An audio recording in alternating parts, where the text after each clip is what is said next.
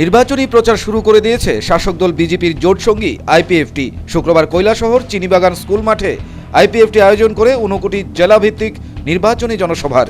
এতে প্রধান বক্তা হিসেবে উপস্থিত ছিলেন আইপিএফটির দলের সম্পাদক মেবার কুমার জমাতিয়া। সভা শেষে সাংবাদিকদের মুখোমুখি হয়ে তিনি জানান, এখনও বিজেপি আইপিএফটির মধ্যে লোকসভা নির্বাচনের জন্য আসন রফা হয়নি, তবে বিজেপি ধীরে ধীরে আইপিএফটির দাবিকে মানতে চলেছে।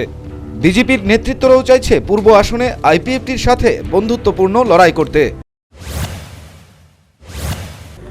এটা ওনারাও একটু রিল্যাক্স হয়েছেন, ওনারাও বলেছেন বিজেপির তরফ থেকে যুদ্ধ থাকবো। আমাদের মধ্যে ইস্ট ত্রিপুরাতে ওনারা ফ্রেন্ডলি ফাইট ওনারা করার জন্য আমাকে। তবে মন্ত্রী মেবার কুমার জমাতিয়া এও বলেন, যদি বিজেপি পূর্ব ত্রিপুরা আসন আইপিএফটিকে না ছাড়ে তাহলে দুটো আসনেই প্রার্থী দেওয়ার জন্য প্রস্তুত রয়েছে দল।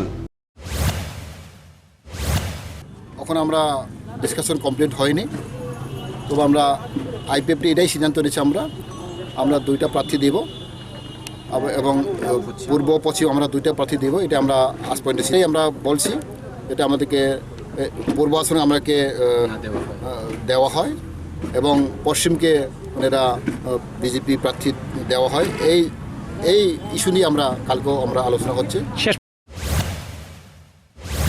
তবে পূর্ব ত্রিপুরা আসন কেন্দ্র করে প্রার্থী পদ নিয়ে বিভিন্ন জোটসঙ্গী ও রাজনৈতিক দলগুলোর মধ্যে তর্জমা চলছে।